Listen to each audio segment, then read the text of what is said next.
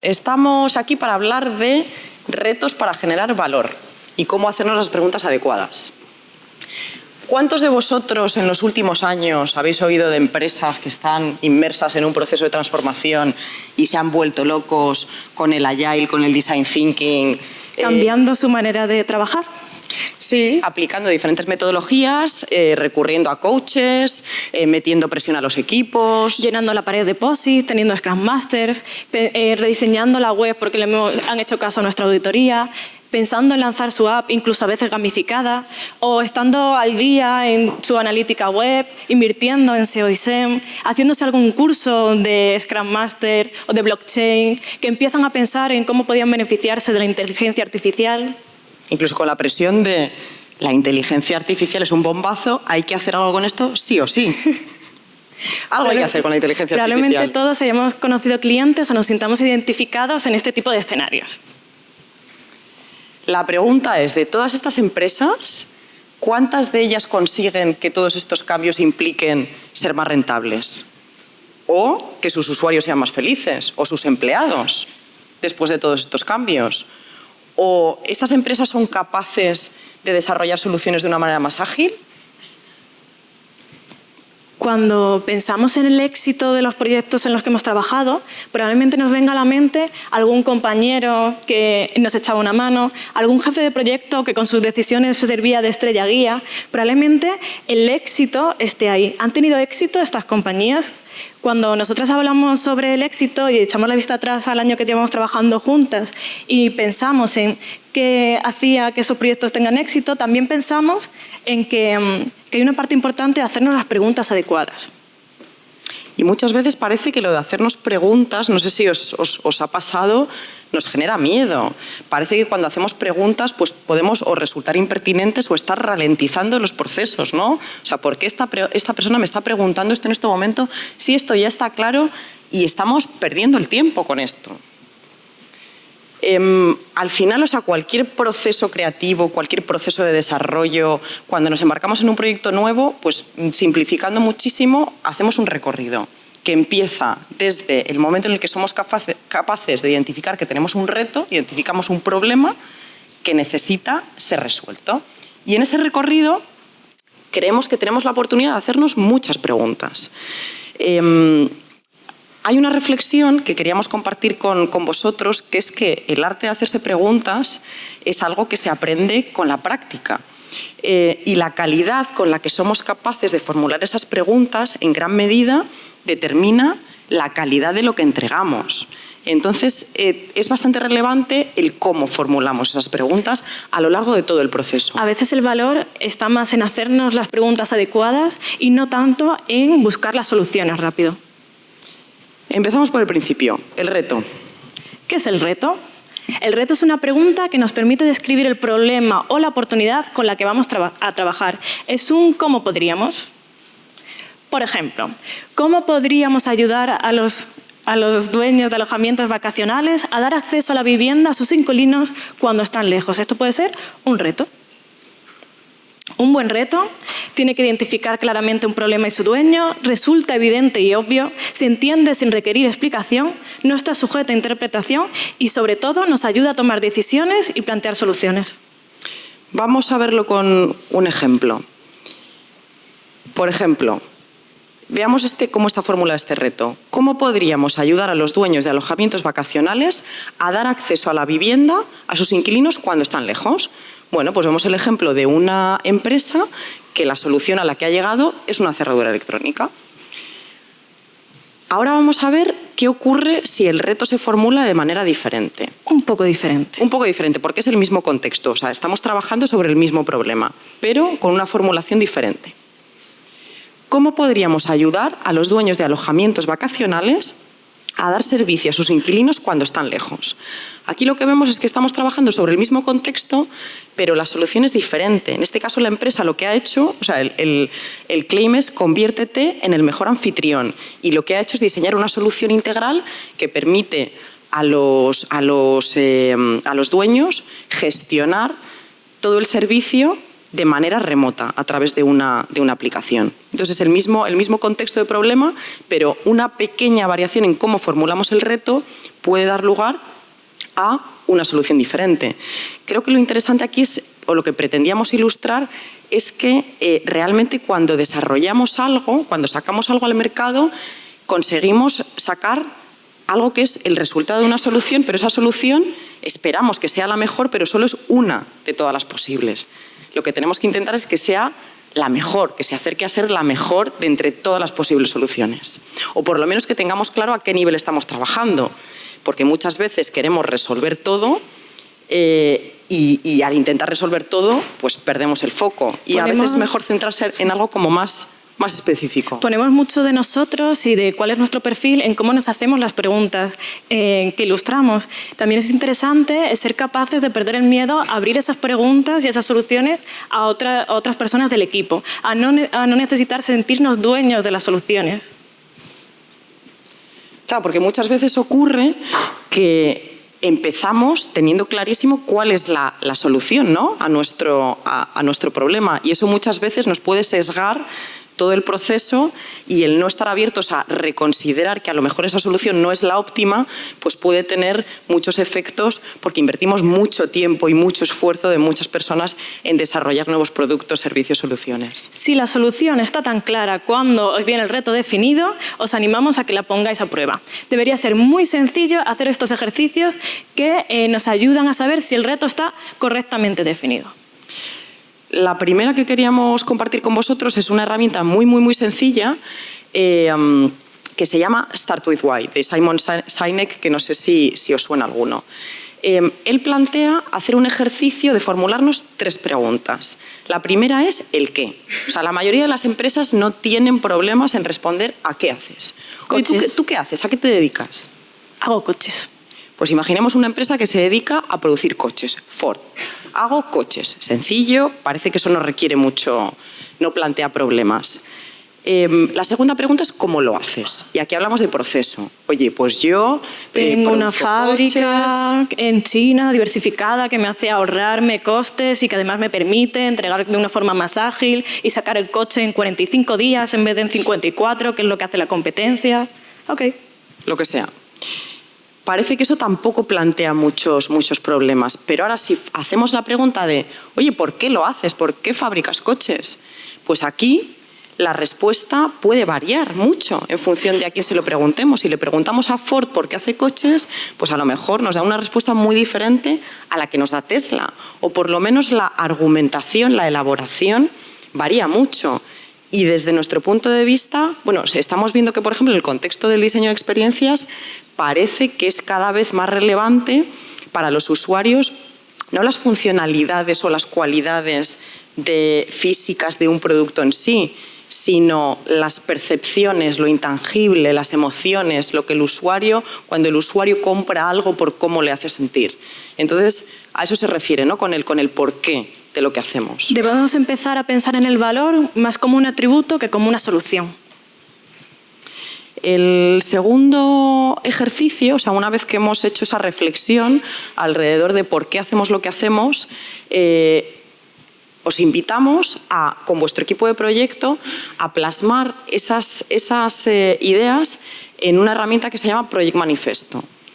Esto es un documento que recoge la visión compartida del equipo de proyecto sobre cuál es el reto y cómo se va a resolver. Esto es muy importante porque nos ayuda, como en las tablas de la ley, a tener algo escrito compartido que es accesible y que está acordado entre todo el equipo. ¿Cuántas veces nos ha pasado en proyectos que avanzamos y sin embargo nos estamos sintiendo cómodos con la solución o el trabajo que está haciendo el de al lado? Parece como que no tenemos esa misma visión. ¿Cuántas veces retrabajamos porque a mitad de proyecto no estamos de acuerdo en las asunciones o el marco de realidad que cada uno ha definido? Y has comentado lo de las tablas de la ley, y es lo que ilustra esta imagen. Una de las cosas interesantes del Project Manifesto es que es algo que es muy útil hacer al inicio de los proyectos. Plasmar en un documento una serie de contenidos que ahora vamos a ver, pero eso no es algo estático. O sea, una de la clave de esta herramienta es utilizarlo como algo que nos acompaña en todo el proceso. Cuando llevamos un mes, cuando llevamos 6 meses, revisarlo y ver si hay algo que ha cambiado, escuchar al equipo e incorporar esas reflexiones para de nuevo conseguir que ese alineamiento sea algo que vaya sucediendo a lo largo de todo el proceso. Y además nos ayuda a hacernos muchas preguntas en 10 dimensiones que creemos que son como muy relevantes. Vamos a verlas.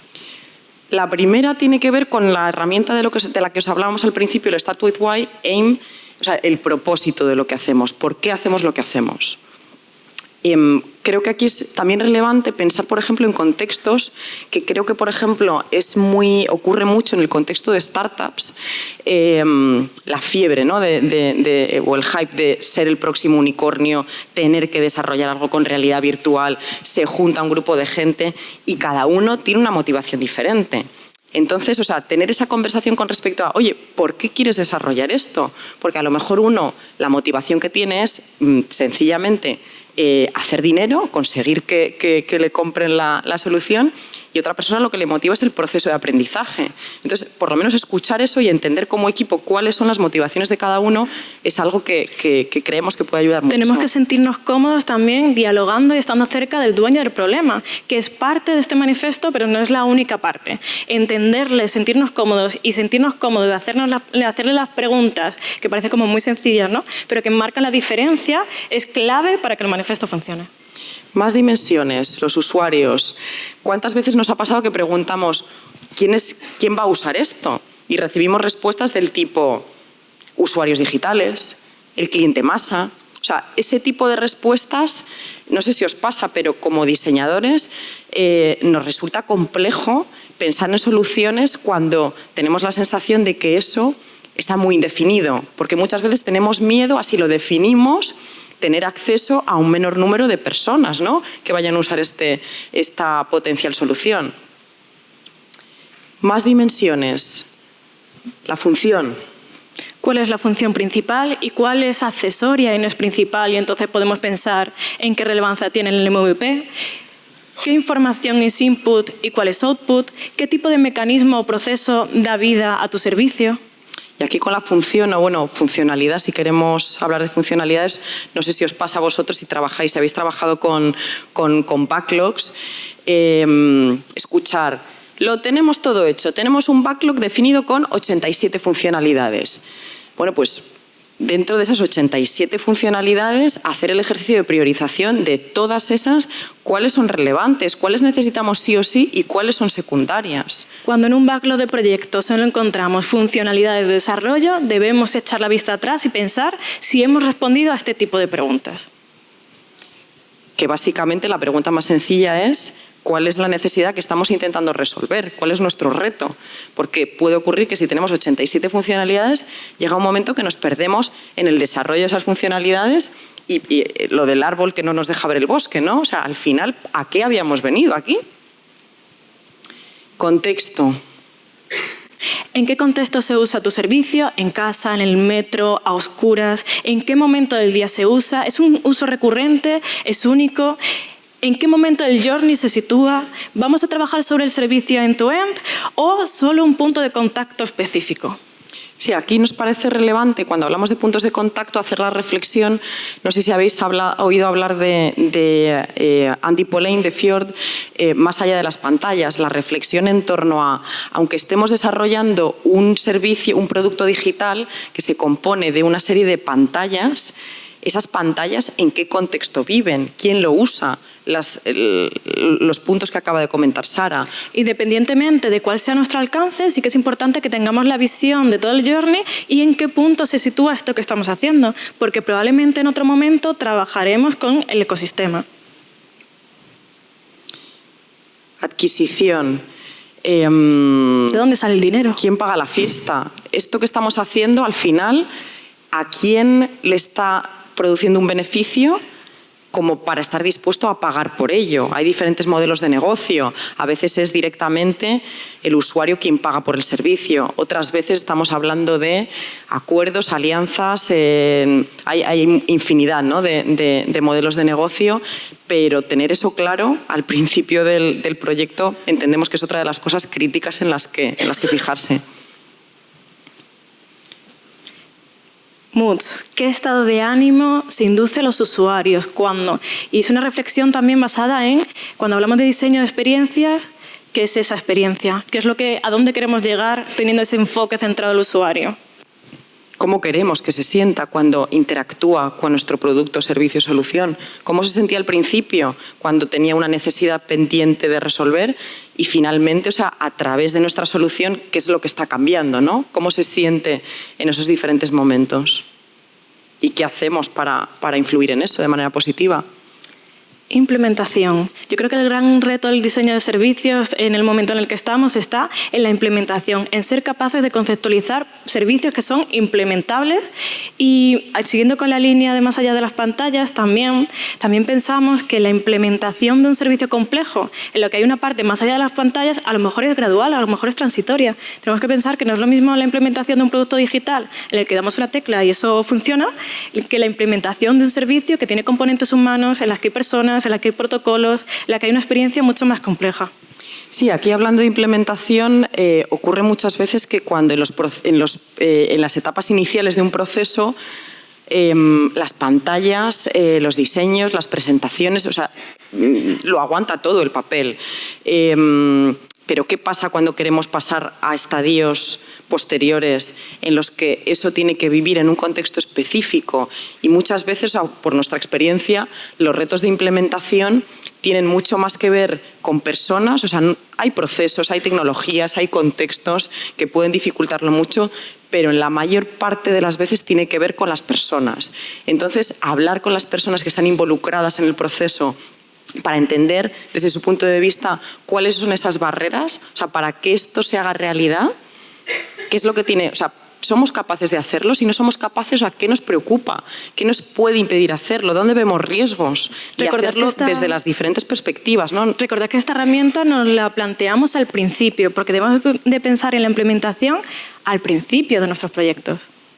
Y ahora que hablamos de la herramienta, realmente un manifiesto puede ser algo tan sencillo como un Word, un Google Doc, en el que rellenemos literalmente cada una de estos apartados. No tiene una forma complicada, puede tener la que queramos, pero es simplemente hacer una reflexión compartida en torno a estos elementos.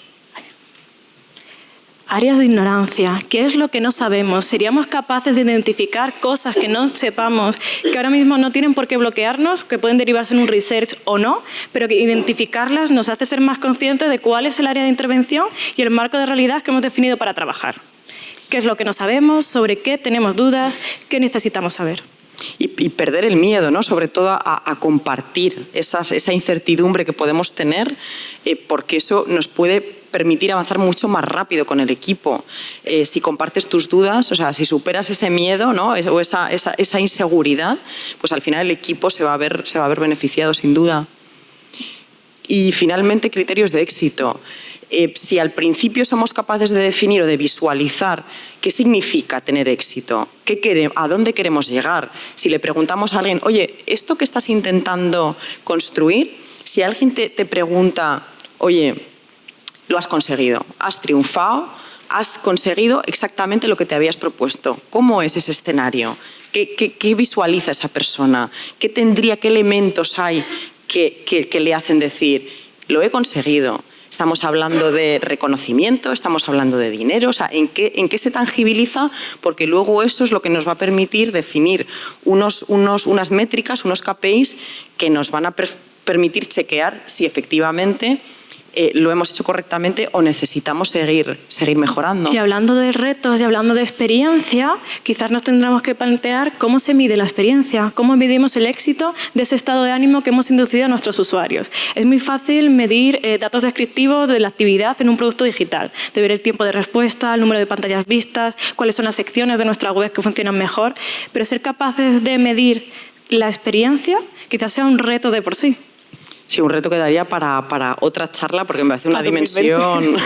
Al final los datos nos pueden engañar. Al final vamos a encontrar lo que busquemos y vamos a ser capaces de justificar lo que queramos. La pregunta es si dentro de esa marea de datos y de herramientas que usamos para medir el rendimiento, el éxito, el progreso, si realmente está respondiendo a si lo que estamos haciendo tiene sentido. Y finalmente la diferenciación de valor. ¿Qué nos hace diferentes? ¿Por qué van a recurrir a nosotros en lugar de a la competencia? ¿Qué lo hace inusualmente bonito y divertido de usar? ¿O por qué es mejor que otros servicios que conocemos y que están cerca de nosotros? ¿Qué funcionalidad o detalle lo hace destacar? A veces como que lo importante está en esos detalles. Y vamos cerrando con una reflexión que hacíamos al principio, que al final esto es un viaje que hacemos desde que empezamos a identificar qué es lo que queremos resolver hasta que conseguimos, ¿no?, encontrar la solución adecuada. De fondo veis a la diosa Fortuna. Esperamos que estas preguntas también os ayuden a conquistar fortuna, no por suerte, sino porque os sirva y os sirva hacer esta reflexión. Y bueno, terminamos simplemente, volviendo a la slide inicial, no somos enemigos ni muchísimo menos de todo esto. De hecho, lo usamos a diario. Pero, de alguna manera, la reflexión que os queríamos traer es que eso por sí solo no nos garantiza tener el éxito. Creemos que al final el éxito tiene mucho más que ver con hacernos esas preguntas de por qué hacemos lo que hacemos y qué es lo que queremos hacer, y que todas las herramientas y metodologías están al servicio de las personas. Y esto es todo. Creo que vamos muy mal de tiempo, así que no hay tiempo para preguntas. Hemos hecho muchas preguntas. Si tenéis alguna, nos las podéis comentar en otro momento. Os dejamos nuestros datos de contacto, nos podéis encontrar en redes, así que si queréis seguir la conversación, encantadas de hacerlo en otro momento. Muchas gracias. Gracias.